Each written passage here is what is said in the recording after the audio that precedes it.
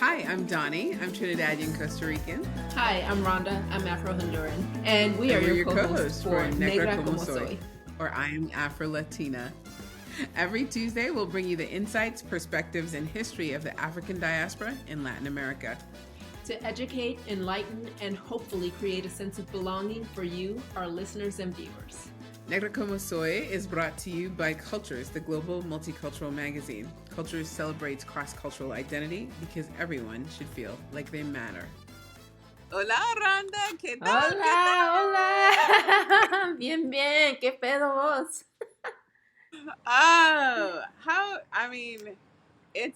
I'm in Buenos Aires today, and Buenos it's fantastic. Aires. We're going, yes. Oh my God, I had no desire to come here, much like, so our producer, Katie, that you guys can't see, she's off camera. She's usually in Germany. And much like when I went to Germany, I went to college in Germany. I had no interest to go into Germany before I went. And the powers, the be in the universe just kind of sent me there. Same thing with Buenos Aires. And both times, now that I'm here, it's fantastic. It is fantastic here. So tomorrow we're going to Uruguay for Destinations with Doni. So I'm excited to see what that looks like. Nice. And I'm excited for us to talk to our guest today. Yes. So last night, she texted me last night and on LinkedIn, and I said, I'm at a tango lesson. I'll get back to you probably at like 2 a.m. So, in Buenos Aires, everything is late. Like, things don't start till 11 or 12. And so 2 a.m. is like nothing. And I was leaving at 2 a.m. The orchestra was just starting to play. And they're like, why are you leaving? The things are just... I'm like, look, I got a tape tomorrow. I got to go. I got to go. That's like growing up in New Orleans. Like, if you went out before 11, people were wondering, where are you going? They're probably not even done setting up yet. What? Nothing happens at that time. Like, you're boring. Yes. So actually, I wanted to launch right into asking you, Benny, how it was in Panama. But let's give a little intro as to who you are.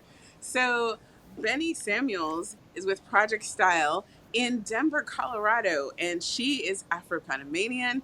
I am so excited to talk to her about her background. I think, Rhonda, you've actually met in person, right? No, Betty? we No? have not. No. Okay, so all we of were us trying know to each other figure from out how we met. I met Benny on social media, on Facebook, the whole Afro-Latina thing. We just started talking, and then we started texting when different things would come up. And yeah, this is actually the first time we're kind of face to face. Yeah. Mm-hmm. But when I was in Panama, what was it, a couple of months ago, that's the first time I realized that your Latinaness is Panamanian. So tell us a little bit about your background, your Afro-Latinaness, your and Project Style. We're gonna cover all of that today. So tell us about you, Penny. All right. Well, yeah. Thank you for having me, and I want you all to know that I listen to this podcast often, and it's a source of joy and laughter. I laugh a lot because you all are laughing a lot, and you're loud, and you're joyful. Just it's like being home. Yes. So I was born and raised in Panama. I came to the States when I was 17 to go to college. I had a sister who lived here who also came to go to college, and that's the Latin way, right? I mean, I actually thought I was actually applying for colleges in Florida and in Malibu, and we're in places where it would be like Panama. And my dad's like, "Oh, no, no, no, no, we're not going to school in Florida, because number one, you won't learn any English, right? Because everybody around you will be speaking Spanish." And then the Latin side of him says, "Oh, you're not going to go to school somewhere by yourself and live alone by yourself in some dorm or whatever." And she's like, "No, no." He's like, "No, you're going to be with your sister." So I ended up being here in Denver with my sister. We did concoct a way to convince him to let me stay in the dorm. So for 2 years, I did live in the dorm, which is a totally, Bueno. that's like a very big leap for a for a Caribbean, Panamanian father to let Yes. someone to do. But so yeah, so I've been here now longer, right? I've lived in the States longer than I've lived back home, and I did all my adult life here. But I grew up in this mix, in this tremendous mix, and if you've been to Panama, you know that it's a tremendous mix, right? I grew up in a Caribbean household. My people come from Jamaica. There are people in Panama whose people come from Barbados or different parts, right? But my people come from Jamaica, so I grew up in a Caribbean household in a Latin country, and really, I mean, I am a mix of all those things. No, Benny, I'm with you. I mean, I remember people don't do it so much anymore, but I'd say that this is when I did my master's. So it was probably around 2009. And someone had said to me, they said I was African American. And I said, a white male said this to me in my class. And I said, no, I'm not African American. And of course, now he's like doesn't know which Yeah, yeah, direction yeah, to yeah, go, right? yeah, And he's trying, and he's, of course, the next question is, well, what are you, right? So I said, oh, I'm Afro-Latin Caribbean. And he could not suppress the eye roll, right? Like, so he's rolling his eyes like, oh Lord, like, you're not American, but okay, whatever. I'm like, no, no, no, that's not what that means. I mean, nationality is one thing, but my heritage and where I come from and who right, I am, that's a whole different ball game, right? right, And you don't get to take that from me. You don't get to tell me that I have, yes, I'm American, but I'm Afro-Latin Caribbean. And if you want to understand me properly and communicate with right, me well, you need to understand that, right? No matter how I sound yeah. or how I look to you, I'm letting you know how to relate to me. So I love that you have all three pieces of that you've brought out.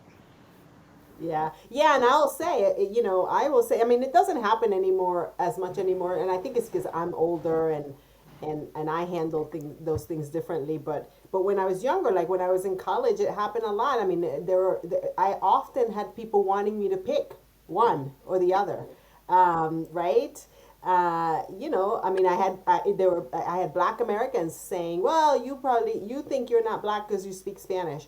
And I had, I mean, it was just people wanting me to pick, and I'm like, I can't pick. Like, listen, it's like in me, like all that I am is a combination of those things, right? And you are absolutely right to understand me, right? I am married to a blue-eyed northern guy from New Hampshire, right? He has had to understand all of those things to be successfully married to me.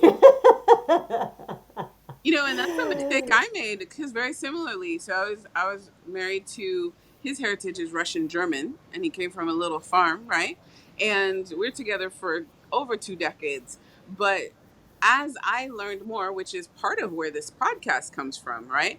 As I learned more about myself and how I fit in this in betweenness in this world that where I'm different than the people who look like me and expect me to be like them, right? Um, I learned that those were some of the things that he needed to understand about me and not listen to his African American friends who would say, oh, well, when she did this, it meant this. And when she did this, she meant that. I'm like, it didn't mean that at all. Like, what? Who are you talking Yeah, to? yeah, So, yeah, yeah, that's yeah. nice to hear about your husband and your marriage. And that's a very good point. I think people need to bring all of themselves to the table and understand with whom they're in a relationship so you can have an authentic relationship. Hmm. Yeah, And yeah, and yeah, yeah, and of course it goes the other way around too, right? Yes. Like, Yes. right, and so yeah, I mean and I preach that all the time, right? And I say to people, you bring all of you, and everything that was part of how you grew up and how what you've learned and how you do things. That's all of you, right? I mean, some things are very clear, like your language and all of that. But I mean, like take this week for instance. Donnie invited me to do this podcast today, and I'm like, "What? It's Good Friday! Like, if I do this podcast today and something happens to me, I turn into a fish or whatever."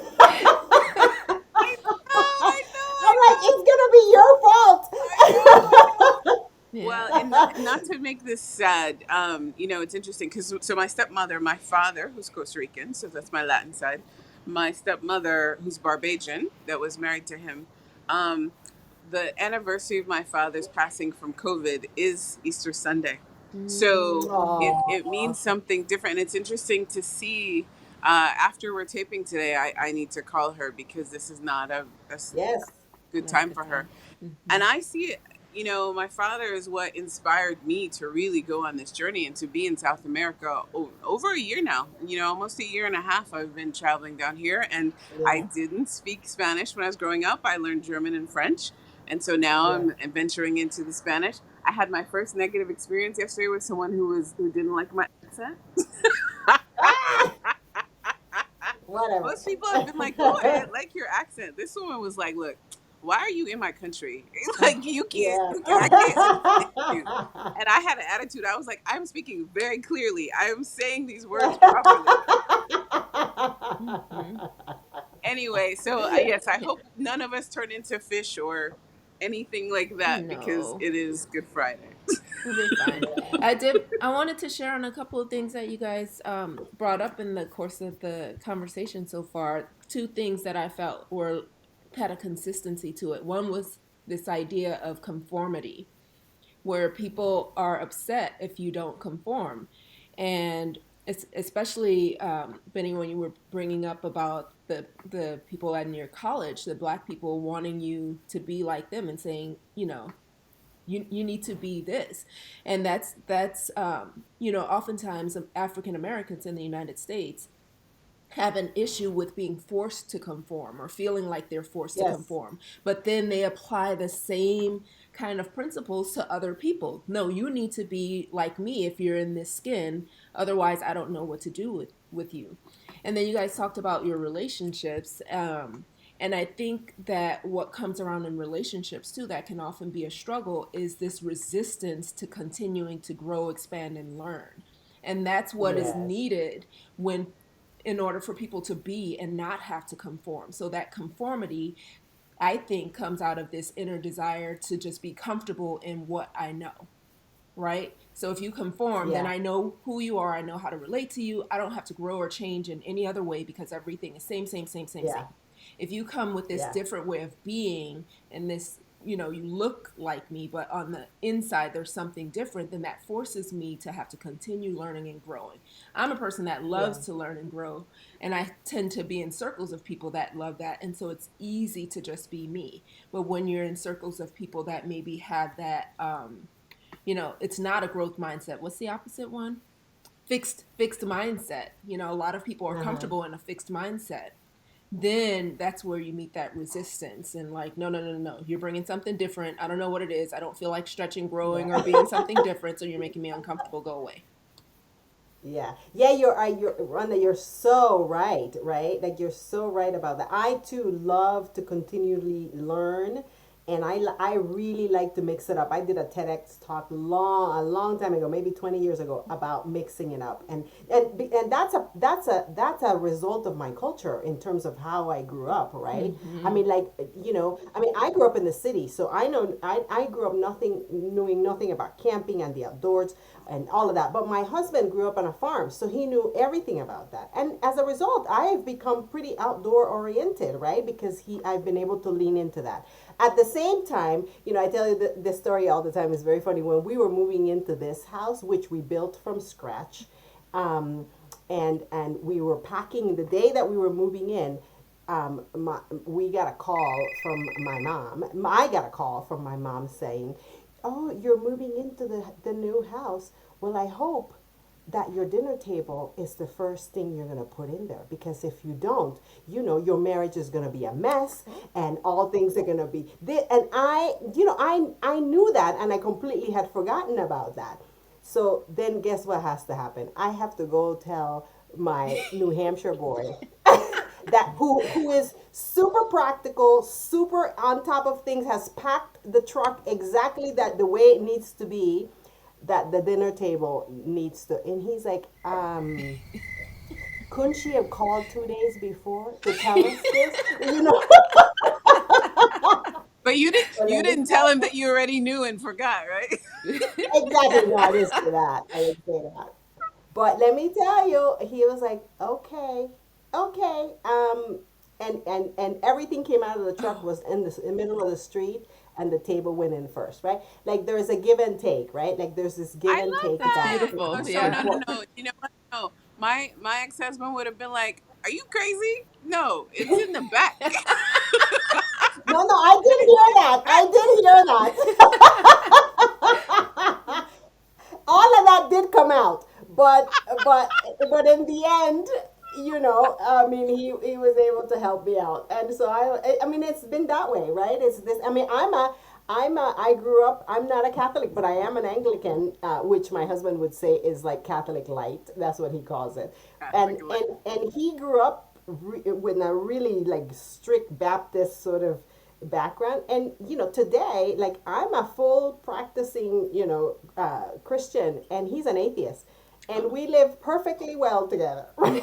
Like, everybody does their own thing, everybody, you know what I mean.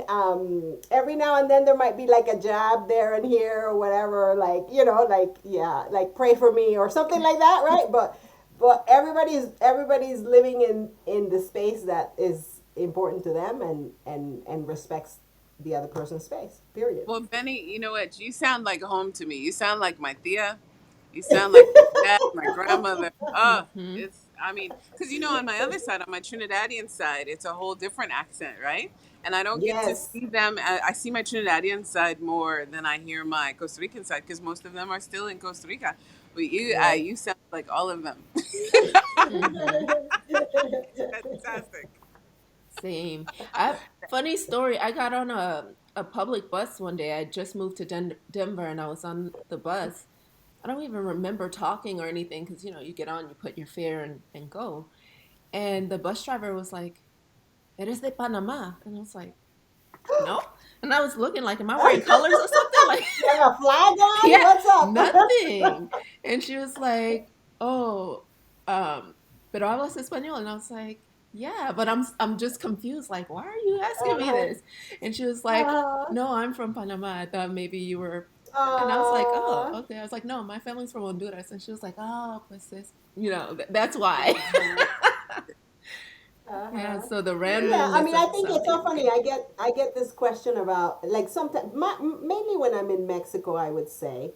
And so here in Denver, when from somebody from people from Mexico, they would say something like, "Oye, pero qué bien hablas el español." Mm-hmm. Mm-hmm. And I'm like, well, Espanol is my first language. You really should be commending me on how well I speak English, Speak English, because yes. Espanol is Mm-hmm. right. Like, English, I really had to work on. English, I had to all sorts of tutors. I mean, I went to a bilingual school, so we did both every day. But I also, like, when I came to college, I had to do 6 months as a English as a second language, Oh. in order to go into college, into an American college, because I didn't grow up writing it or anything like that. So, anyway, it's always funny when people say to me, "Oh, your Spanish is really good," It's and I'm so like, good. "Well, I mean, I hope so." Mm-hmm. Well, that's But how Rhonda and I were in Costa Rica, and at that time, and it was interesting too. So my Spanish is a lot better now because I think I can't remember. I think we talked about this on an episode, Rhonda, where because Benny, you asked me if I wanted to do an interview, and I was like, oh yeah, I don't speak on Univision, right? Univision, yeah, yeah, Univision, yeah. and I was like, see, that's like half American, half Yeah, right, Univision, right, right. Univision, whatever, Univision. Anyway, so and I was like, no, I don't speak Spanish. So it's interesting because I was studying so hard every day for so long. And we were in Costa Rica, and I think my brain was breaking down at that point. And we were talking to a guy in a restaurant. So what I've learned is, when I went to Spain and Portugal before I came here to Buenos Aires, I kind of took a break, not on purpose. I wasn't studying all the time. And then I came here, and all of a sudden, like, everything solidified. So it's kind of like working out. Like, you can't work out every day. Like, your brain is like a muscle as well, right? You have to have that break for everything to kind of gel and solidify in your brain. But we were in Costa Rica, and my brain was breaking down. And I was like, why is my Spanish bad all of a sudden? So we were in this restaurant, and this guy, I was trying to ask him a question. So this is my biggest pet peeve. maybe it's because I'm better with Spanish now, it doesn't happen as much. But people would jump in and try to finish the sentence for me. I'm like, that is not what I'm saying. Wait, hold on, just hold on, right? And so every time I had to tell them to hold on, the Spanish would get worse. I was then they started messing up. I was like, mi pregunta es. I was like, and Rhonda was just looking at me like, ah. So it was hilarious though because he then attributed me to her because then he's trying to teach her Spanish. I was like, you realize she's been speaking Spanish since she was born, and he's like, oh, sorry. Yeah. Like, no, she's not learning. She's fine. You don't have to teach her. But I thought, oh, and she just pleasantly sat and just let him do it. And I'm like, no, no, no, you don't have to do that to her. Oh, you don't have to do it to me either, by the way. Yeah. He didn't let up either. He just kept coming back to the table. It's really strange. You know, it's interesting too because in I teach journalism at university, and it's funny because I often find that the people who are insistent the most in showing you how something is in Spanish, in my experience anyway, often that's not the way I've learned it, right? And grammatically, sometimes they are incorrect. So of course, sometimes I have actually taught them the lesson. I'm like, well, but this is what I was taught, and I've had a couple of people say, oh, well, I didn't know that. You just taught me something. But I find that in English as well because I've actually had students question the way I've suggested that they should write something because grammatically they wrote it incorrectly. However, when you Yeah. speak, we speak incorrectly very often. It's just that's how speech is, right? And you Yes. choose to do Yes. that, and there's colloquialisms and that type of thing. Mm-hmm. But then it's a whole different thing when you know the actual rule and you're able to write it properly. Because as a journalist, you need to write it properly, unless Right. it's a Right. specific kind of article, right? So it's interesting when people try to correct me and tell me to do it a certain way, and in my head, I'm like, no, that's wrong. Yeah. I'm like, Yeah. say Yeah. And I think thank it you. does. And I don't think we should. I don't worry. I mean, obviously, I don't worry about that, right? Like, Yeah. I'm just talking, right? And if you're from Panama, there's quite a bit of Spanglish that goes on, Mm-hmm. right? Quite a bit. Like, I mean, probably 20 to 30% of my words are something that we made up, right? Mm-hmm. And but with a Spanish accent, which is so funny, right? Mm-hmm. Like people, like if you were to show me something that I thought was really cool, not just beautiful but cool or fun or whatever, I would say, oye, que pretty, and I really mean pretty as in, pero pretty in Panama is, it's cool, it's fun, it's great, and I say it with a Spanish accent. Mm-hmm. And the moment you heard me say that, if you knew anything about Panama, you would know that I'm Panamanian because Mm, nobody else uses that expression, Mm-hmm. right? But that we makes sense. use a lot of Spanglish. So, like, whether it's right or wrong, I really, whatever. Yeah. It's Well, the it's same. It's interesting the in same Buenos in Aires. Honduras. Oh, go ahead. No, go ahead, go ahead, go ahead. I was just saying it's the same in Honduras, especially on the Atlantic side, because we do have a lot of Caribbean influence as well. And so there's a lot of Spanglish.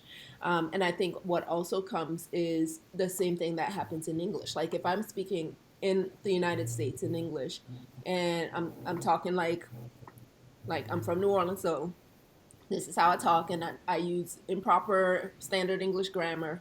Nobody's gonna say, "Oh, that's not how you say that," because they Yeah, recognize right. me as they see me as an African American, and so they're like, "Oh, she must be from the South." They're not gonna correct me. But Right. in my skin, when I'm speaking Spanish, the way that I grew up speaking Spanish, then people assume, "Oh, she doesn't know Spanish," because again they're assuming that I'm African American. They're Yes. assuming I must have learned Spanish somewhere, and where did she learn Right. it sounding the way that she sounds? And I'm like, no, that's just my Mm, African accent on the Spanish from the Right. region right. of the Caribbean side of Yeah, Honduras. You know what I mean? Right. And I yeah, got a Right. makes really sense. good understanding of that when I was younger because I also speak Portuguese from Brazil. And Yes. so I was Right. speaking with this woman who was also Brazilian. She considered herself white, which was funny to me because she looked very like India mestiza, Oh, dark yeah, yeah, hair, yeah. Yes, very yeah, brown, but yeah, yeah, yeah. she's categorized as white, she said, in her country, right? So I'm speaking to her, and she told me flat out, she was like, "Oh, your Portuguese sounds like you're from the ghetto. It just sounds very street and dirt." And it was so insulting. Like she didn't think, I don't think that I would be offended. at the way she described it, because to me, I learned from Black people in Brazil how to speak.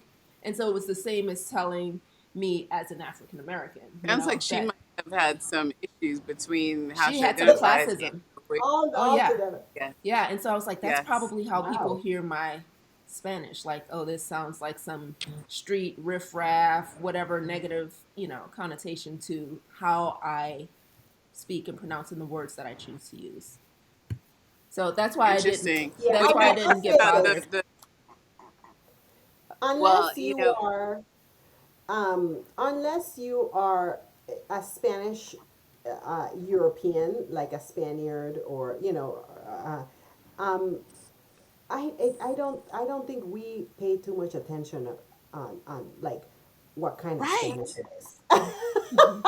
I don't. Well, In fact, you're you just know, happy to see somebody. I'm just happy to see somebody and talk to somebody who's a Spanish speaker. That's it. I don't how it sounds and where. I mean, but I think that's the Latin America and the Caribbean well, side it's of. interesting. So that's exactly where I was going to go to now because, I this last year, as you know, I've lived in Mexico, Costa Rica, Colombia, Peru, Buenos Aires, and then I went to Spain and Portugal as well. And I thought I would have the hardest time in Spain and in Buenos Aires.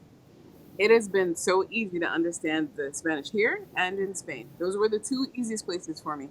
And I have to say that when I remember when I was little, my dad used to always say, "Oh, Costa Rican Spanish is close to to Spain Spanish, right? Like that was an Right, important. It's right, the high right. Spanish, right? But so here people will say, "Do you speak hablas castellano?" And I'm like, estoy aprendiendo. So I'm learning, and it's so interesting though because I've picked up some things as you talk about the regional. I guess it's not regional, country specific things, right? The other day, so I noticed there's a few things I'll say. They get me some big points, man. I'm like, oh, that must be a good thing because I somebody did something the other day. I said que chulo, and they were like, Uh-huh. oh, like she's one of us. Like I Right, was like, oh, that was right, good. That was good. right, Like so right. how cool because somebody saw my hair and she was like how cool, right? And so Uh-huh. then I was like I like the way she said it, so I just get chulo. And people are like oh, or when I say I don't know why this one, but when I say que tenga un buen día, everybody like they always say oh muy bien español, Yes, muy bien español. I was like yes. but that's so easy, like I don't understand why that's a big deal. Well, I think it's not just the Spanish part, but it's the intent part, right? Mhm. My Yes, father, who passed away 2 years ago, was an hmm, amazing soul and a light in this world. And I'm not yes, like this, but we would be walking down the street. It doesn't matter where in the world we were. My father would be walking down the street, and you pass by him, he'll say, "Buen día, buen día." And people, the reaction to people to that has all, and it's the same as saying que tengas un buen día, right? I mean, and yes, he yes, would yes, say yes. to greet them, and he would say to greet them when they're coming or where they're going. And it's so funny. We were in Puerto Rico last weekend, and we were walking around San Juan, and I was with my husband, and I heard him like pass by someone and say to the person, and my husband doesn't speak Spanish, say to the person, buen dia. And he's just picked that up from my dad. Like, that's just being around him, right? Like, and so it's not just like the Spanish piece, it's like the intent, right? It's like the familiar, the welcoming, the sort of like, I've acknowledged you, kind of thing.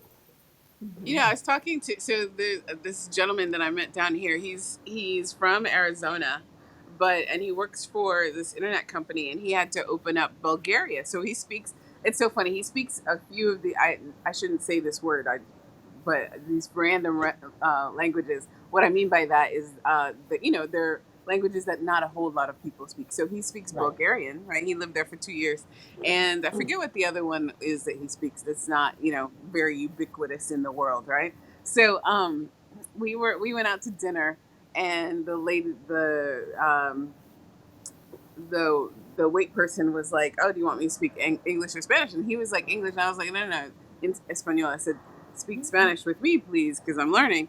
And he's like, so she and I had this whole conversation, and then she left. And he said, "But do you speak Spanish? Because all I heard you say was yes over and over." And I said, "It was the way I said yes. Like I would." He said, "You would point, and she would say that, and she would say something, and I would say see," and then he's like, "What were you?" I'm like, "It's the way you say it." It's all part of it. That is all part of it. I mean, He's like, "How well, did she understand?" Well, you had a whole conversation. I'm like, "Yes, it's the way you say that's it. It's all how you part of react." it. And I had to laugh because I didn't think of it until after he said something. He's like, "Do you even speak Spanish?" How did she understand you? Yeah, it's Oh, more it than was the really good. language. It's more than the language. Hmm. Yes, much more than the language, much more. So, Benny, tell us about Project Style and how who you are and how you grew up, Yes. came as part of that. So, what is it and how did you come to it? Yeah. Well, Project Style is really my hobby and my philanthropy. I actually did take 6 months off of work. I left my job to see if I could build this. It's really meant it's a pop up shop and a fashion consulting firm. And I took 6 months to build it. I built it, and then it takes more than 6 months to get a business sort of going. So I had to go back to work, but still, what was left, I turned it into my philanthropy. So what I do is I do seasonal pop up shops. I travel to the fashion markets either in LA or in New York, depending on where I am. Where I travel, I shop, and I bring those styles to Denver, and then over a long weekend, women come together. They network. We have fun. We laugh. We dance. We shop together. It's very very fun, and people get a chance to shop for things that they can't find like at the Cherry Creek Mall or something like that, and all of that. My brother, who lives in DC, just opened his second men's shop, clothing shop, and this whole thing about fashion and clothes. This all comes from home, right? I mean, like my parents were very much into that, very much into how you show up and what your appearance is, and my father loved wearing safari suits, and he loved guayaberas, and I mean we just grew up with that, and so I just thought, well, I'll turn that into something that's fun, and so when I do a pop up, I usually uh, uh, participate, do it with a team up with a nonprofit. That nonprofit brings its people. I also have my own list, of course, that come to shop. And then I recover all my costs, and what's left, I donate to the nonprofit. So really, I have been able to give in bigger ways than I ever have if I had to write a check from my own checkbook. And it's just a really fun space, and now people, and people go to events in my outfits, and then they send me a photo, and then I mean, it's just become this very very fun sort of thing. But it really is steeped in sort of how I grew up, and the need that my family had for us to be well dressed and to look proper, and to and just to have fun, fun with it. What I'm learning now, again, in this sort of learning mode, because this is not what I grew up with, is sort of the impact that clothes and fabrics and can have on the environment, right? So my new thing is to sort of not just do my pop up, but try to think about how I can be a positive impact on the environment, versus them. And now I'm bringing in more things, like I did a head wrap session last year when we were in COVID, because I have a friend in Panama who's really sort of bringing that to bear. That's how Yeah, we connected. and Yes, yeah. Oh, is it I okay? do Okay. remember.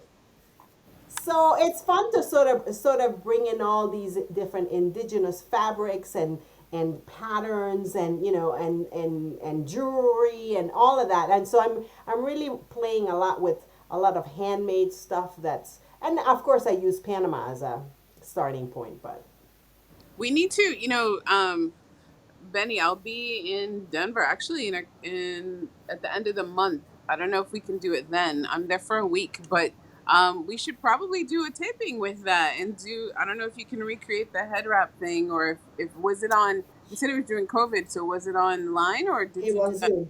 in It was on Zoom. Yeah, person? Mm. it We was should. on Zoom. That would be great. We should do that one of these times, Ron. Yeah.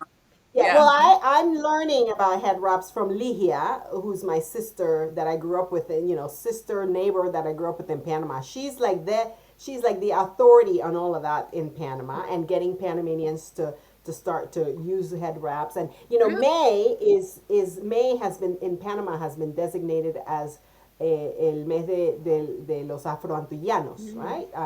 And so there's a lot of things that go on in May, and she's been, leading this whole sort of head wraps and helping people understand where it comes from and why and how do you do it. And anyway, so I love that. Yeah, it's very fun, and of course, I this is truly my Caribbean side. I mean, those fabrics, those colors, that just brings. I mean, I could never walk by a piece of cloth that that that's that brings me into my culture without buying it. I just couldn't. I mean, like it just feeds my soul to see the colors and the patterns and the Well, my Trinidadian mother is in Denver, so maybe we could do something with her and tape something with her. She's great at it. She wears head wraps all the time. yes. Ron Oh, and I spoke nice. on one of our episodes about how I used to wear them all the time too. But I'm a very simple person. Like I have a lot of shoes, but everything else. And this will go back to what you said about the environment and the clothing because I don't know about you. I'm assuming it's the same for all of us, but I grew up with my mom teaching me to buy quality things that would last a lifetime, right? So I have items that look new that I Yeah. had in college, which was many decades ago, by the way. It's like, what, 30 something years ago? And I still wear those things, and people think they're new items, but that's really environmental, right? That's why you pay the Yes. money and you Yes. buy things that last a long time and you use them for decades. Yes. So then they end up being very inexpensive. They were expensive at the moment, but over time, Right. you don't have to Right. continually replace those clothes like the fast fashion that's out there. Right. And you Right. can wear it Right. once or twice and it's ruined. I grew up with all my clothes being made. Yes. Right? I mean, because being a seamstress is something that was a part of our culture, and there were many seamstress. And now you can't find a seamstress to save your Well, life. my But father I was, grew up with my grandmother made me clothes, Mr. yes. Foster made me clothes, Miss La Mama de Faye Lawrence made me clothes. I mean, I had like six seamstress. So when your clothes are being made, you don't make as many, right? Yes. And so that also contributed to a positive impact. But now, I mean, like you could go buy a T-shirt for $1, right? I mean, clothes are being made super super cheap, and Yeah. they so this idea of unique things that you don't have a lot of is really a concept that I'd really like to get back to. I am gonna actually learn how to sew because Well, both my my sisters know how to mother, sew. that's one thing my father was very proud. My parents divorced when I was 2, but he always spoke highly and they didn't like each other for the rest of the time. It was clear they were still hurt from all those decades ago, right? But Yeah, he always spoke so highly and so positively about my mother cuz she made all of our clothes when we were children. And we always were dressed to the nines, like impeccable, yeah, and he would just talk about her ability to do these things. So yes, I wish I could do that as well. um Mm-hmm. yeah. so one thing I want to touch on as we run out of time, Rhonda, I don't know if you have some questions, but Benny, I also know I love the idea of giving back in project style. That's fantastic. Cultures, by the way, is set up that way where we give our proceeds to cross cultural education, right? But I Nice. know your day job is for the Colorado Outdoor Equity Fund, correct? Or you're on the Well, board? I'm a board member. Say it again. I am a board member. I'm an Yes. appointed board member of the Colorado Equity Fund, and that's I mean, that's sort of a volunteer position. My day job is I run a small consulting firm that works strictly with nonprofits called Imaginable, and I support them in growing and scaling social change solutions. Oh, that's And the fantastic. equity board is a new thing for me, and I love it. I mean, it is part of me learning how to be better to Mother Earth myself, and also just again, I grew up in the city, so I didn't grow up with a lot of other than the beach, which is a big part of the ocean, is a big part of how.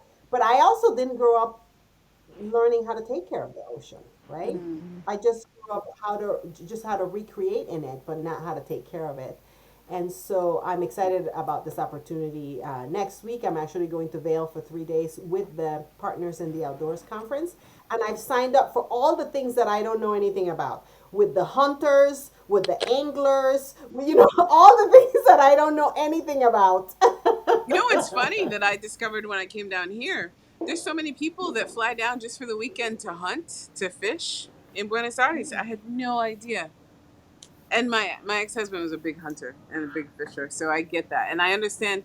Uh, living in the city, my mother actually grew up in the city, but they had she had to feed pigs and chickens and do the things in Yeah, their house in the chickens. city. So she's all about it. Rhonda, do you have anything special that you wanted to chime in with before we go? Actually, I cheated because I was so excited. I wanted to know how I can shop with Benny via Project Style, but I just found her on Facebook. So anybody seeing this can look up Project Style and click on the link and shop for this stuff is cute. And so yeah, I Yeah. have to be careful. But I look forward to seeing what new items pop up in the shop. I'm Yeah. partial to yellow, so Me if too you is my favorite color. hey, Y'all, I'm so a if green you see girl. I'm a green girl, but gr- that's a variation of green, yellow. Yes. yeah, I love yellow. So if you find some pieces, think of me and maybe shoot me a message, and I'll be happy to share this around. But is there any other way we can promote what you're doing with Project Style? Because I love it. Well, you know what? At this point, because COVID has really changed how I did things. I didn't do pop-ups in person for 2 years, right? So at this point, I'm rethinking, right, like this environmental piece. But I also feel like what I want to do now is invite partnerships with local designers, Mm. right? Like I really would love to get to know designers across the states and outside of the states that are doing things. I love my project style people love things that are handmade, love things that have meaning and value, love things that and so if you're out there and you make something, you're a seamstress, you sew, I would really love to talk to you because we could perhaps partner. That is Awesome. fantastic. And in addition to Facebook, Benny's website can be found at projectstyledenver.com. So we're so excited to have you on Yeah. today. Thank you so much. Yes. And Thank you. It's been great talking to you. It does feel like home on a day in which I would want to be home. So thank you for this time. fantastic. Thank you. Thanks, ladies. Adios.